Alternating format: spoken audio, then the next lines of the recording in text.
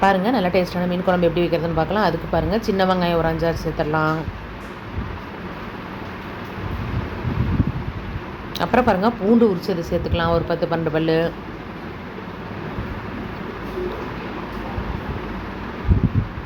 ஜீரகம், மிளகு, சோம்பு எல்லாம் எடுத்து வச்சுருக்கேன், அதையும் சேர்த்துடலாம்.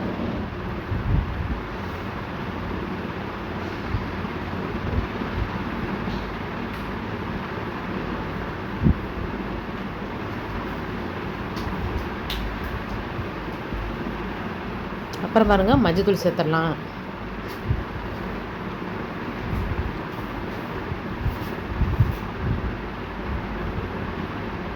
அப்புறம் மிளகாத்தூள் சேர்த்துடலாம்.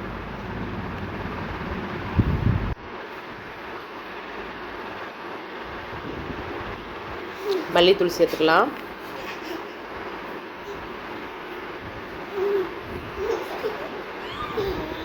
அப்புறம் பாருங்கள் தக்காளி பழம் சேர்த்துக்கலாம். நாட்டு தக்காளி நல்லா புளிப்பாக இருக்கும்.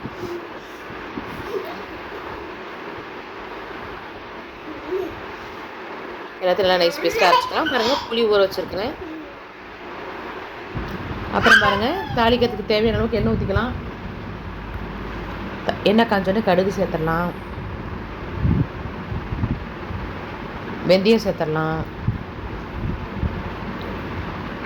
சின்ன வெங்காயம் சேர்த்துக்கலாம். சின்ன வெங்காயம் தான் டேஸ்ட்டாக இருக்கும். கருவேப்பிலை சேர்த்துடலாம்.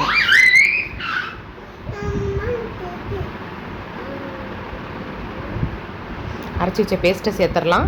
நல்லா எண்ணெய் மிதந்து வர்ற வரைக்கும் நம்ம அந்த பேஸ்ட்டை வந்து வதக்கணும். அப்போ தான் பச்சை வாசனை இல்லாமல் இருக்கும். இந்த மாதிரி அரைச்சி போட்டால் திக்னஸாக இருக்கும் குழம்பு. பாருங்கள் நல்லா எண்ணெய் மிதந்து வந்துருச்சு. இப்போ புளி சேர்த்துடலாம்.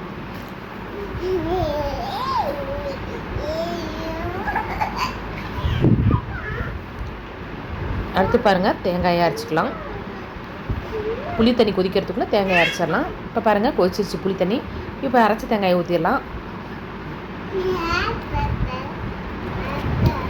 பாருங்கள் தேங்காய் ஊற்றி நல்லா கொதிக்க விட்டாச்சு. இப்போ நம்ம தேவையான அளவு உப்பு சேர்த்துக்கலாம்.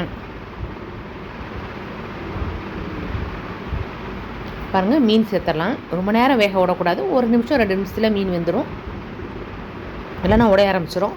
இப்போ பாருங்கள் மீன் சேர்த்தாச்சு. அடுத்தது நம்ம வந்து மாங்காய் சேர்த்துக்கலாம்.